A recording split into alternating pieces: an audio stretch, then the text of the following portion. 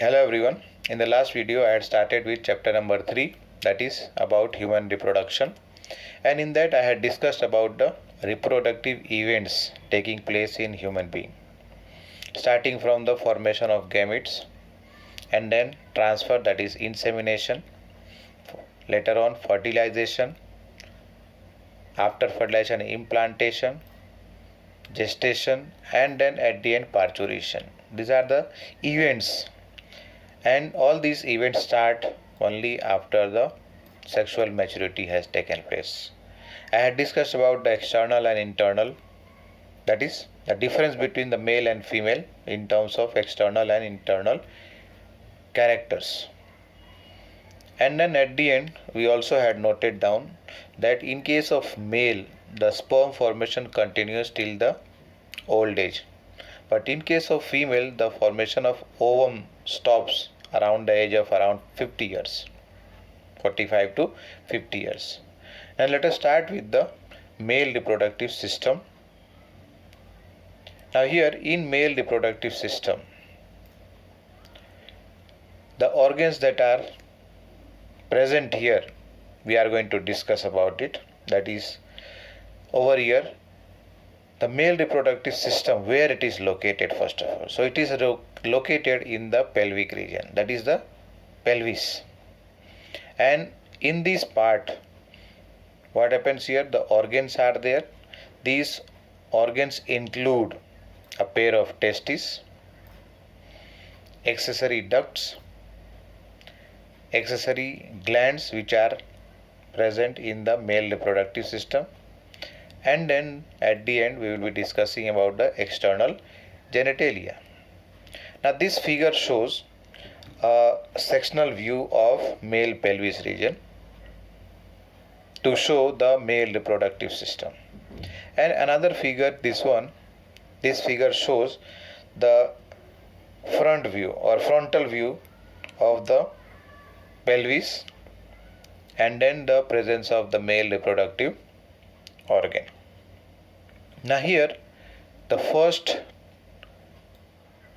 over here from here we are going to start with the testes.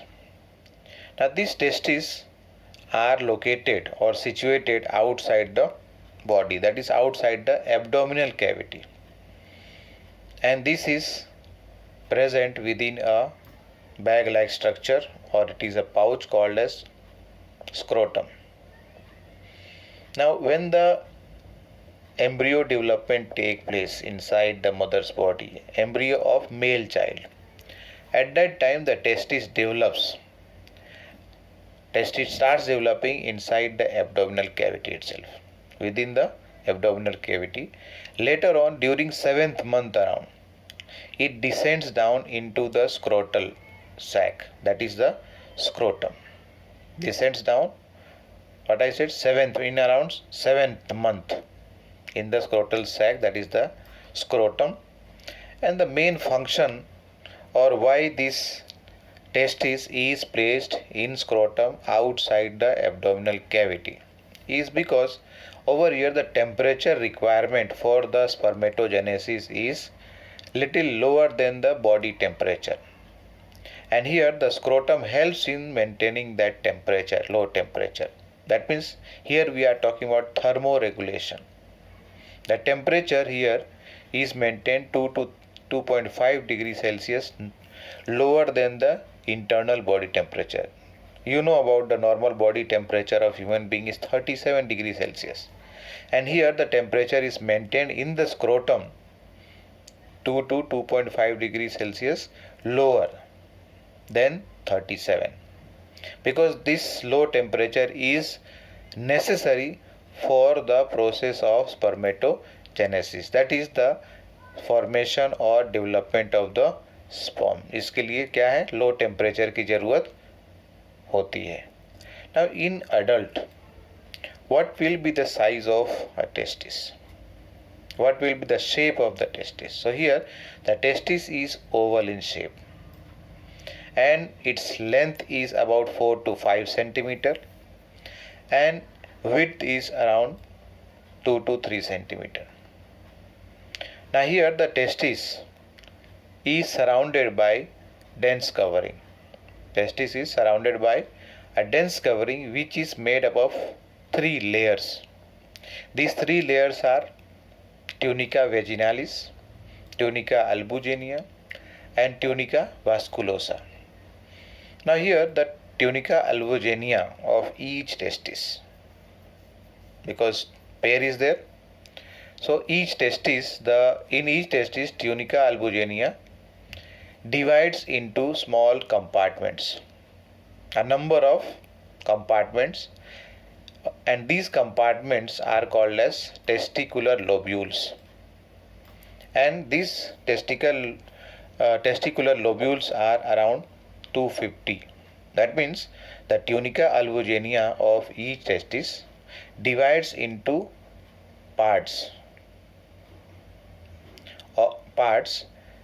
that is parts of testis, into about 250 small compartments, and these small compartments are called as testicular lobules. Just see in this figure. If you view in this figure very carefully, now here compartments are here. These compartments over here are called as lobules. Testicular lobule, one here, second one, third one, fourth, like that. So many are there. In 3-dimensional view, that is total number of compartments or lobules are around 250 in number. And inside these lobules are located the seminiferous tubules.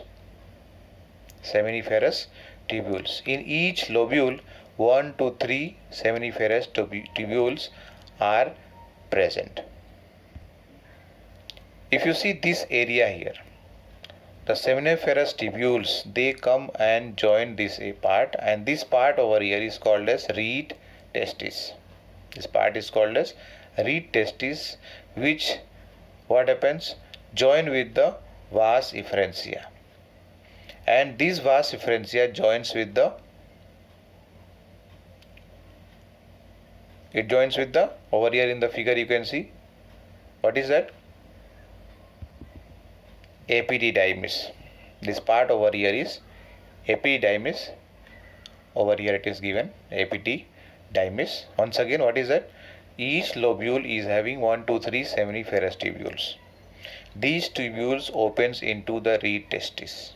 Further, reed testis opens into the vas efferentia, and then further this vas efferentia joins with the epididymis, which is a highly coiled structure, and later on this epididymis joins with the vas deferens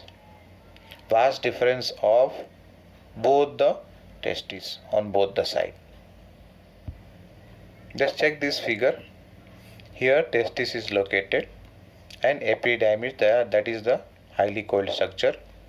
It joins with the vas deferens. Now this vas deferens later on gets a supply of, that is tubule, from the seminal vesicle. Means over here vas deferens and seminal vesicle, they join together to form this ejaculatory duct, and then it opens into the urethra part here, which opens outside through the, that is orifice of urethra. This is also called as meatus, penile meatus. Let's see once more. What is that? The testis is surrounded by 3 covering. That is the dense covering, that is having 3 layers. Now tunica albuginea of each testis divides into compartments which are around 250 in number, and these compartments are called as lobules, testicular lobules.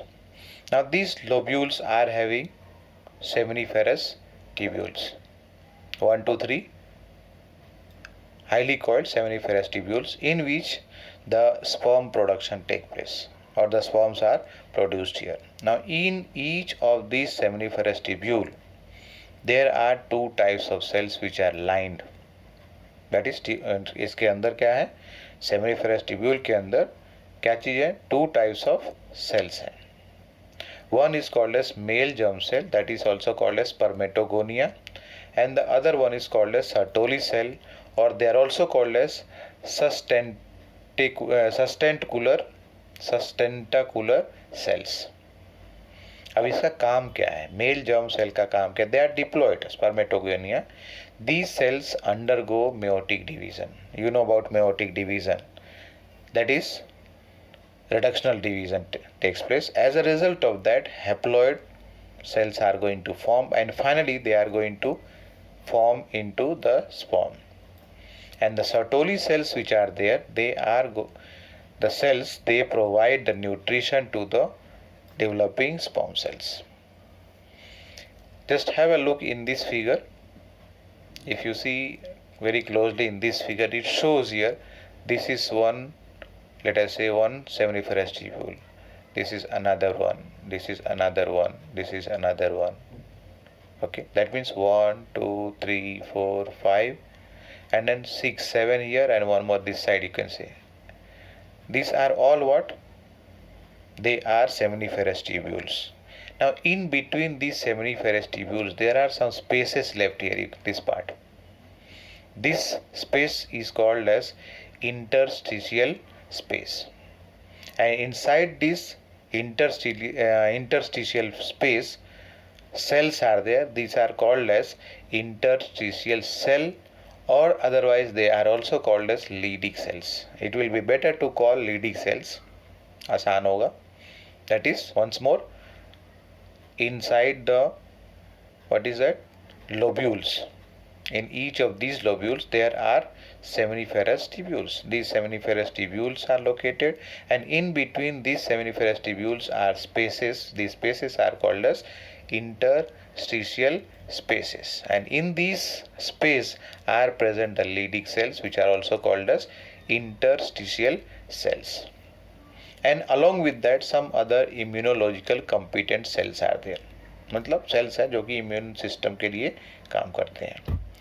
What is the function of this Leydig cell is very important here. They synthesize and secrete the hormone, that is the testicular hormone, that is male hormone, which are called as androgens, which are collectively called as androgen, and the best example over here is the testosterone. So that was about what? Only the testis part we have discussed.